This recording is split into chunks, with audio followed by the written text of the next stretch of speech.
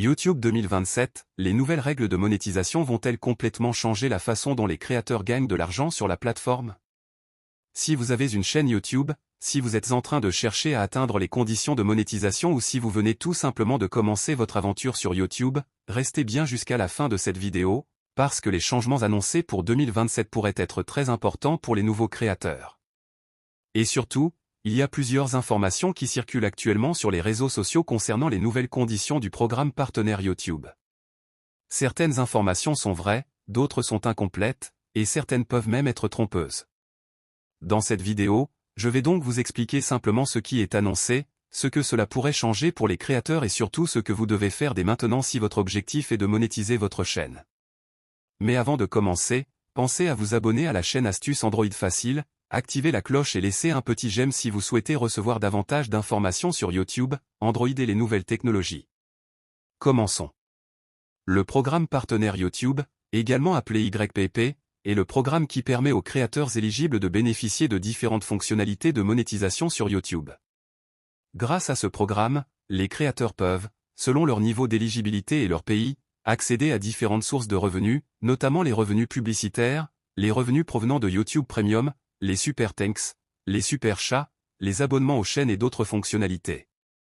Et c'est justement au niveau de la monétisation que les nouvelles informations concernant 2027 commencent à attirer énormément l'attention. Aujourd'hui, beaucoup de créateurs connaissent déjà les fameux 1000 abonnés et 4000 heures de visionnage. Pour le partage des revenus publicitaires des vidéos longues, le seuil généralement connu est de 1000 abonnés avec 4000 heures de visionnage public valides au cours des 12 derniers mois. Une autre possibilité concerne les shorts. Pour les créateurs qui souhaitent atteindre le seuil grâce aux shorts, il faut généralement atteindre 1000 abonnés ainsi que 10 millions de vues publiques valides sur les shorts au cours des 90 derniers jours. Mais les informations concernant 2027 annoncent des changements importants pour les nouveaux créateurs. Selon les changements annoncés, les seuils de visionnage nécessaires pour accéder au partage des revenus publicitaires seraient considérablement augmentés. Le nombre d'heures de visionnage passerait de 4000 à 8000 heures sur une période de 365 jours. Et du côté des shorts, le nombre de vues nécessaires passerait de 10 millions à 20 millions de vues qualifiées sur une période de 90 jours. Vous avez bien entendu. Pour les nouveaux créateurs concernés par ces nouvelles règles, il pourrait donc être nécessaire de générer 2 fois plus de visionnage qu'auparavant pour atteindre les conditions liées aux revenus publicitaires. Mais attention! Il ne faut surtout pas comprendre cette information comme, à partir de 2027, toutes les chaînes YouTube devront avoir 8000 heures pour être monétisées. La situation est plus complexe que cela. Les règles du programme partenaire YouTube comportent différents niveaux d'accès et différentes conditions selon les fonctionnalités de monétisation. Il est donc très important de vérifier les informations directement dans YouTube Studio lorsque les changements seront appliqués à votre compte. Et surtout, les conditions peuvent également dépendre du pays dans lequel votre chaîne est disponible. Autre point très important, les heures de visionnage et les vues ne sont pas toutes comptabilisées de la même manière. Par exemple, toutes les heures que vous voyez dans les statistiques de votre chaîne ne correspondent pas forcément aux heures de visionnage public valides utilisées pour l'éligibilité au programme partenaire. C'est pourquoi certains créateurs pensent avoir atteint le nombre nécessaire d'heures alors que leur compteur d'éligibilité dans YouTube Studio affiche encore un chiffre différent. Même chose pour les shorts. Une vidéo peut obtenir beaucoup de vues, mais cela ne signifie pas automatiquement que toutes ces vues seront prises en compte pour l'éligibilité. YouTube applique des règles spécifiques concernant les vues publiques valides et les contenus éligibles. Et c'est justement pour cette raison que vous devez toujours vérifier votre progression directement dans YouTube Studio. Maintenant, parlons d'un autre élément très important, la qualité du contenu. Atteindre le nombre d'abonnés et les heures ou les vues nécessaires ne garantit pas automatiquement l'acceptation d'une chaîne dans le programme partenaire. YouTube examine également les chaînes afin de vérifier qu'elles respectent les règles de la plateforme. Votre contenu doit donc respecter les politiques de monétisation de YouTube. Les créateurs doivent notamment faire attention aux contenus réutilisés, aux contenus répétitifs et aux vidéos qui apportent très peu de valeur originale. Cela signifie que si vous prenez simplement le contenu d'une autre personne, que vous le republiez ou que vous faites très peu de modifications, vous pourriez rencontrer des problèmes lors de l'examen de votre chaîne. YouTube cherche davantage à mettre en avant les créateurs qui apportent quelque chose d'original à leur audience. Donc si vous êtes actuellement en train de construire votre chaîne, ne pensez pas uniquement aux chiffres. Ne pensez pas seulement aux abonnés. Ne pensez pas seulement aux vues. Pensez également à la valeur que vous apportez aux personnes qui regardent vos vidéos. Est-ce que vos vidéos répondent à une question?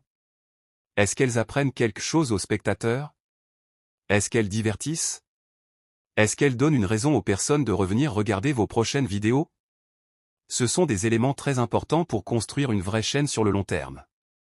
Maintenant, la question que beaucoup de personnes se posent est la suivante. Est-ce que les petits créateurs doivent avoir peur de ces changements? Personnellement, je pense qu'il ne faut pas paniquer. Si vous êtes déjà en train de travailler sur votre chaîne, continuez. Si vous avez actuellement 100, 2 cents, 5 cents ou 800 abonnés, chaque nouvel abonné est une étape supplémentaire. Vous devez surtout vous concentrer sur votre progression. Essayez d'améliorer vos titres.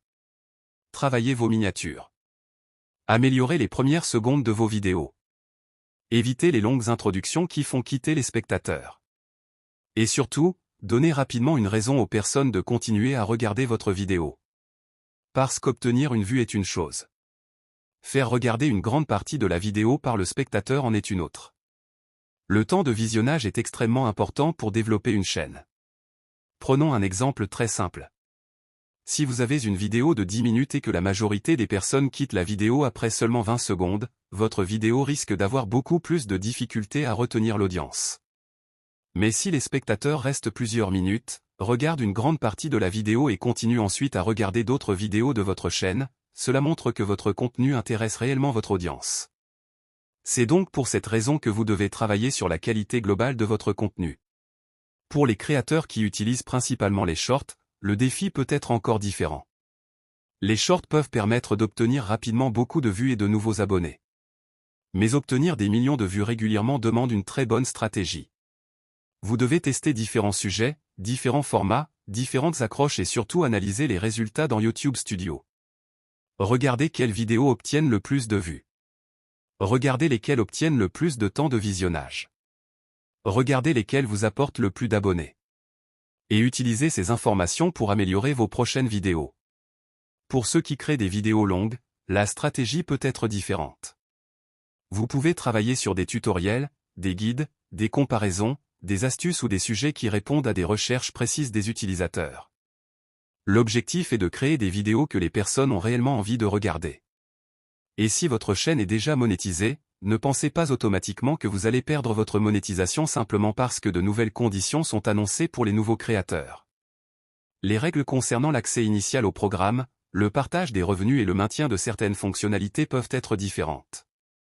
C'est donc très important de ne pas se baser uniquement sur une vidéo TikTok, Facebook ou une publication que vous avez vue sur Internet. Vérifiez toujours les informations officielles de YouTube et regardez votre propre espace, revenus, dans YouTube Studio. C'est là que YouTube vous indique les conditions qui s'appliquent réellement à votre chaîne. Et maintenant, si vous avez une chaîne qui n'est pas encore monétisée, voici mon conseil. Ne vous dites pas, les nouvelles règles sont trop difficiles, je vais abandonner. Au contraire. Commencez à travailler dès maintenant. Construisez votre audience. Améliorez vos vidéos. Apprenez à créer de meilleures miniatures. Travaillez vos titres. Analysez vos statistiques. Et surtout, soyez régulier. Parce qu'une chaîne YouTube ne se construit généralement pas en quelques jours.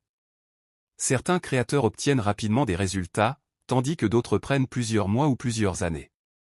L'important est de continuer à apprendre et à améliorer votre contenu. Et rappelez-vous également d'une chose, les abonnés ne sont pas le seul objectif. Vous pouvez avoir beaucoup d'abonnés mais très peu de personnes qui regardent vos vidéos. À l'inverse, une chaîne plus petite peut avoir une audience très active et très intéressée. Vous devez donc chercher à construire une véritable communauté. Une communauté qui regarde vos vidéos, qui commente, qui partage et qui revient régulièrement. Pour terminer, voici ce qu'il faut retenir. Les changements annoncés pour 2027 pourraient rendre l'accès au partage des revenus publicitaires plus difficile pour certains nouveaux créateurs. Les chiffres annoncés sont particulièrement importants, jusqu'à 8000 heures de visionnage qualifiées sur 365 jours ou 20 millions de vues qualifiées sur les shorts pendant 90 jours, en plus des autres conditions applicables. Mais ne vous arrêtez pas uniquement aux chiffres. La qualité du contenu, l'originalité, le respect des règles YouTube et la capacité à construire une audience engagée resteront essentiels. Si vous avez déjà une chaîne, commencez dès maintenant à travailler sérieusement dessus. Et si vous êtes proche des conditions actuelles, continuez vos efforts et surveillez régulièrement votre espace revenu dans YouTube Studio pour connaître les conditions qui s'appliquent à votre chaîne. Maintenant, j'aimerais connaître votre avis. Est-ce que vous pensez que les nouvelles règles prévues pour 2027 vont aider YouTube à améliorer la qualité des contenus? Ou est-ce que vous pensez qu'elles vont rendre la monétisation beaucoup trop difficile pour les petits créateurs? Écrivez votre avis dans les commentaires. Et si cette vidéo vous a été utile, pensez à mettre un j'aime, à vous abonner à Astuces Android Facile et à activer la cloche. Merci d'avoir regardé cette vidéo jusqu'à la fin. On se retrouve très bientôt pour une nouvelle vidéo sur Astuces Android Facile.